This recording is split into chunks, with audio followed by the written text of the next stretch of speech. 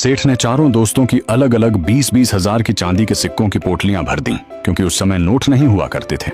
लेन then चांदी के सिक्कों से ही होता था। और सेठ ने चारों को उनकी उनकी पोटलियां उनके हाथों में थमा दी। फिर अपने हिसाब किताब की मोटी किताब निकालकर चारों के नाम के सामने 20-20 हजार रुपए लिख दिए। इसके बाद धनराज सेठ ने कहा, अब तुम चारों इस किताब में अपना अपना नाम, पता और किस गांव से हो, साथ ही अपने पिता का नाम लिखो। और साथ ही यह भी लिखो कि जो 20 हजार रुपए तुम ले रहे हो वह राशि तुम अगले जन्म में दोगे, इस जन्म में नहीं। और नीचे अपने हस्ताक्षर कर दो। धनराज सेठ के कहे अनुसार चारों निकम्मों ने उस मोटी डायरी में अपना नाम, पता और अपने माता पिता के नाम के साथ साथ जैसे जैसे धनराज सेठ ने कहा था वैसे वैसे सब कुछ लिख दिया। उसके बाद पैसे लेकर चारों ने धनराज सेठ से कहा, तो ठीक है सेठ जी, अब हम चलते हैं। सेठ जी ने कहा, ठीक है। इतना कहकर चारों दोस्त चांदी की पोटलियां लेकर अपने गांव की ओर रवाना हो गए। गांव दूर होने के कारण चलते चलते रास्ते में ही शाम हो चुकी थी और चारों ओर अंधेरा भी फैल गया, इसलिए चारों अपने गांव तक पहुंच नहीं पाए। तभी गांव के किनारे उन्हें एक घर दिखाई दिया। वह तेली लोगों का घर था जो तेल निकालने का काम करते थे। उस घर के बाहर पहुंचकर चारों ने आवाज लगाई,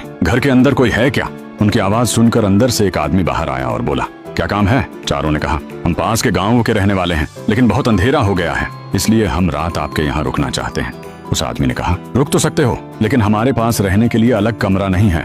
हमारे पास बस बैल और भैंसों का छप्पर है, वहीं रह सकते हो। चारों ने कहा, मंजूर है, हम वहीं रात गुजार लेंगे। उस आदमी ने कहा, चलो तो अंदर चलते हैं। फिर उस आदमी के कहे अनुसार चारों निकम्मे उसके पीछे पीछे घर के अंदर चले गए।